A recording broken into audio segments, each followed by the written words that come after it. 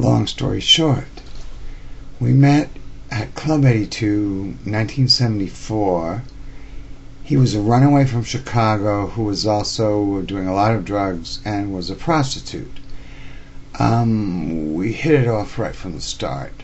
I took him home and he wound up staying home with me for a while, till I realized that him, with his problems, certainly didn't need to be hanging around with a rock band who were just doing it recreationally.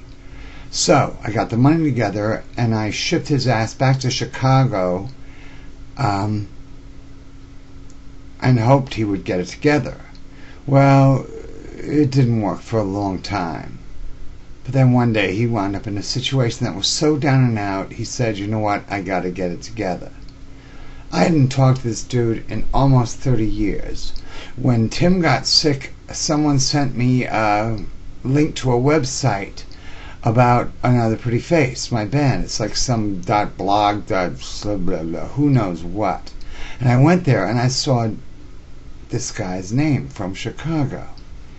And I was like, oh my God. Anyway, we started communicating with each other, and when Tim died, he was aware of it, and blah, blah, blah.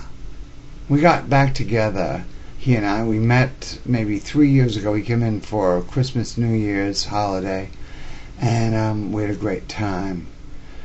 And we've been back and forth from Chicago to here ever since.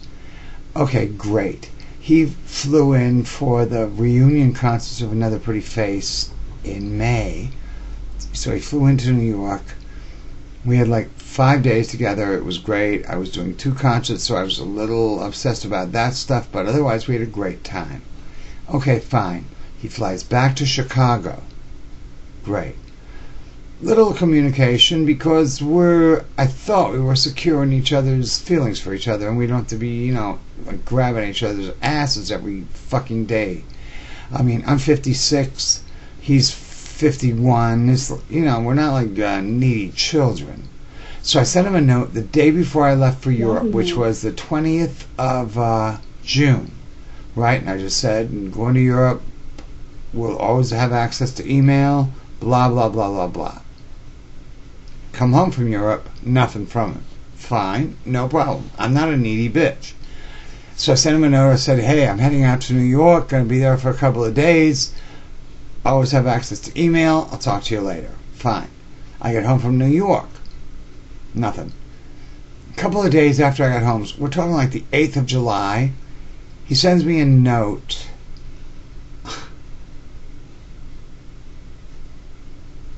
That says, we had talked about you coming out here in August to hang, but August isn't looking so good for me now because I have, this one coming, that one coming, this one coming, this one coming, that one coming. So maybe I shouldn't plan on taking you on in August.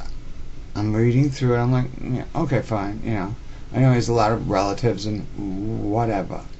Then he gets down to, I haven't really been keeping up with you on YouTube, but I assume since I haven't heard from you in so long that everything's going well.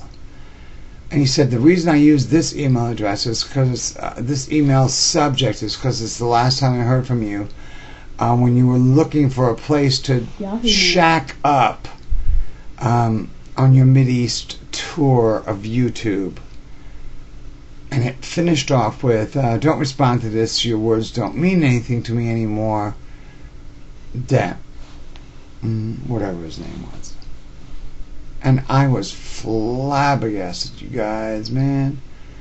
Gobsmacked. Yeah, that's my new word. It's like, what did I do between emailing him? I actually called him when I got home from New York and said, set up plans for being out there in August. And everything was great on the phone. It's just like one night he went to bed and woke up in the middle of the night and flipped the fuck out on me. You tell me what you think this is about, because I can't figure it out. I have many theories, but I can't figure it out. I think he might be a little jealous about YouTube. I mean, not being in dire need of him, even though he never wanted me to be in dire need of him. What do you think? Okay, thanks.